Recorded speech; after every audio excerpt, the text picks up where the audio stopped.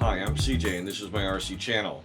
It is April 12th, 2020, and I wanted to give you an update on what I'm going to be doing through the spring and into the summer. I'm planning on doing some F5J competitions, just out having fun, kind of learning that sport. And I have two main gliders for that. I've got an Avia 2.5 meter, which is kind of a beginner's plane, balsa build-up wing with fiberglass fuselage, and I have a beautiful all carbon fiber glider called the Shadow 2. It's a NAN kit, and it is sweet. It's 3.62 meters and just a beautiful powered glider. Can't wait to get that in the air. I've got several 2-meter gliders in the works. The Chrysalis Light you've already seen. There's two others coming down the pike, and one of those I'm going to build with a regular glider fuselage, and I'm going to build a custom fuselage as well. So I'll have a powered fuselage and a straight up glider fuselage for that wing. I still have the Passer 1.8 meter hotliner. That's going to get finished off shortly. And let's see, I've got that big stall that is like a 45-year-old kit that's been lingering forever, and I'm gonna get that finished off. I got all the parts, converting it to electric. Got a nice modern electric motor for it. That's Porterfield Collegiate, in case you're curious of the name. I've always wanted a Warbird, you know, like a nice big World War II P-51D Mustang or the like. And I've never built a plane with retracts. So I just ordered a Warbird. About 1.5 meter wingspan with retractable landing gear. I'm not going to tell you what it is right now. I'll be doing an unboxing video on that probably within 2 weeks or so. It's on the way. So I'll be covering that then. I've been doing a little drone flying, just tinkering with like little whoops, and I've got a decent sized racing style drone to build. That is complete kit, nothing is put together, so I'm going to be going through the whole process of soldering that sucker together, loading up the flight software, programming everything, and getting that going. That'll happen sometime this summer. I got a nice new set of goggles coming in. Not the highest end, but it is a mid-range set of goggles. I've got a few other special projects in the works, stuff that is going to be custom builds. I'm going to be putting my 3D printer to work. And let's see, of course, if you've been following actively, you know that I am in the process of building the Fokker DR1 triplane. That will be finished off shortly. It's almost done. And I have one of the special projects is a Guilos Sopwith Camel rubber band wind-up. I've got a micro receiver and micro servos, the linear servos. The actual receiver is just a circuit board. It's actually got two of the servos built into it, as well as the electronic speed control. I got a little electric motor for that and some very small batteries. So I'm going to build a very small electric RC plane with that, and it does have flight stabilization because it is a Spektrum receiver. So it's got the DSMX3 technology built into it. I may have that acronym wrong. I apologize if I do. In any event, that's going to be an interesting one, because I'll be going through the whole process, not only of building it up, you know, stick build, very similar to the way the DR1 is coming together, but I'm going to be customizing it and designing it to be radio controlled instead of just a free flight rubber band power. So that should be a lot of fun. And let's see, what else have we got going this year, as if that wasn't enough. Oh yeah, I can't go into too much detail about this right now because I want to get it a little further down the the design process. I've been designing something special that I'm going to be doing with the 3D printer. It's a land vehicle, not an aerial vehicle, just to kind of tease you a little bit. It's going to be pretty big. It's quarter scale, and that's all I'm going to tell you for the moment. We'll see how that goes. I think I got all the parts for that, and I got a lot of time to spend in CAD working on that, as well as everything else.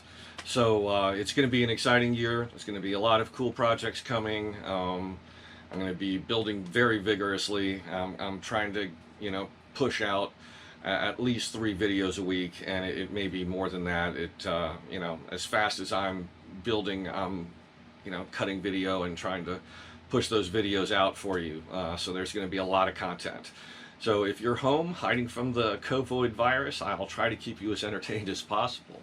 Hopefully you've got some projects of your own, and if you do, please leave me some comments on one of the videos. Let me know what you're working on, how things are going for you. What's the virus like in your area? How's that impacting your flying? Are you getting out to the field?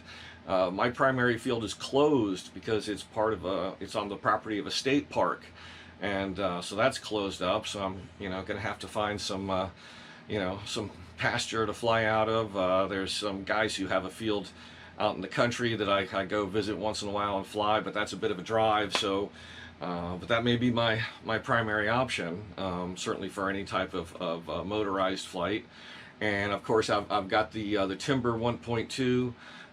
That definitely needs to get in the air and get some stick time. I've got that Raven that I am kind of converting more to slope soaring instead of being a discus launch glider. DLG just doesn't work for me. Call me an old geezer or whatever. I just can't get that throw down right, and it just wasn't practical. I wasn't getting enough energy into it, getting it high enough. So I'm gonna either use it for slope soaring or put a tow hook on it and do some high start launches with it, but it flies great, and I want to get you some footage of that. I've gotten some new cameras. I've got some little micro cameras, so I'm going to be putting them on airplanes and getting you some nice footage. I've also got a camera with a decent amount of zoom to it, so hopefully I'm going to be able to get you some better pictures from the ground, where the plane doesn't disappear into 3 or 4 pixels on your computer screen. So we'll see how all that goes. I'm going to try to do a few trips this summer to be to some locations on the East Coast here that are slope soaring locations. Again, as if there wasn't enough, I have this really nice old SIG slope glider that I built years ago. It's called the Ninja. I think it might even still be in production. Foam core, fully symmetrical wing, extremely aerobatic, tons of fun. I'm kind of doing a refurb on that. It's in great shape, but it's old school, and so I'm gonna tear out the linkages that are there for the ailerons right now, so because everything works off a single servo, you can't use them for flaps. I'm gonna put a pair of servos in the wings. I'm gonna router those out, show you how all that goes together. So I'll be converting that plane. I've got a new tail section already built for it. When I take out the stock sheet and put on a bigger rudder, because the stock rudder on that plane just isn't totally anemic. It gives you almost no yaw, and especially if you're flying in a lot of wind, you need those control surfaces to be big and hardy, and that's the one thing that it lacked stock, was a decent sized rudder. So I'm redoing the tail surfaces, and that about covers it. Oh yeah, the laser engraver, the cutter, that's finished. I've just got some work to do on the environment, being able to use it in here without smoking up the house. So I'll be going into that, and I've got pretty much everything I need to build a 4-meter totally custom glider. So I'll show you some websites for airfoils, where you can choose an airfoil, you can decide how to scale the airfoil, and then you can download that and how to get it into the right kind of code so that you can actually do something with it, whether you like want to print it out and use it as a template to cut, or like I'm going to do, I'm going to be feeding that off to the laser engraver and cutting out my wing parts and any fuselage parts I design, things of that nature, bulkheads, things like that. I'll be cutting those out of balsa and thin plywood with the laser engraver. And I've already got the carbon fiber tubes that I plan on using for the main spars for the wings. Got all that stuff in a few months back. I've just kind of been accumulating all the different things I need for these different projects. So it's kind of going to be a flurry of activity, a lot of building. For those of you who have never done this, I recently picked up RF9. I had RF8. I was using it with my my previous radio, and it was kind of a really crude hack on the dongle. The FlySky radio just really isn't doesn't have a good solution for setting it up, and I kind of had to tinker with the software, and I had to reconfigure it every time I used it, and it was a ginormous pain in the rectum.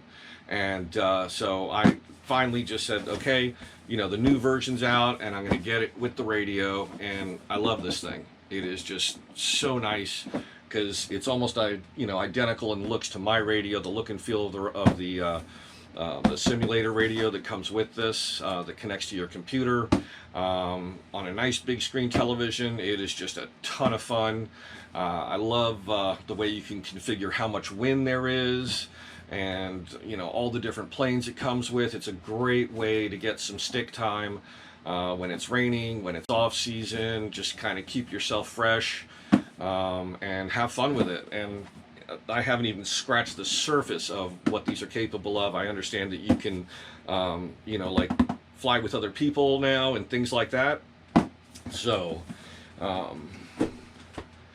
that's a lot of fun. If you can spare the extra change and get yourself one of those, it'll definitely help make you a better pilot, because you'll a couple days a week you just sit down with it and putter around. One of the things I love doing is going to some of the glider locations, the mountains, and you can dial in how much wind there is and pick one of the nice slope soaring, just the really fast gliders, and just make those things rip. The sound effects are great.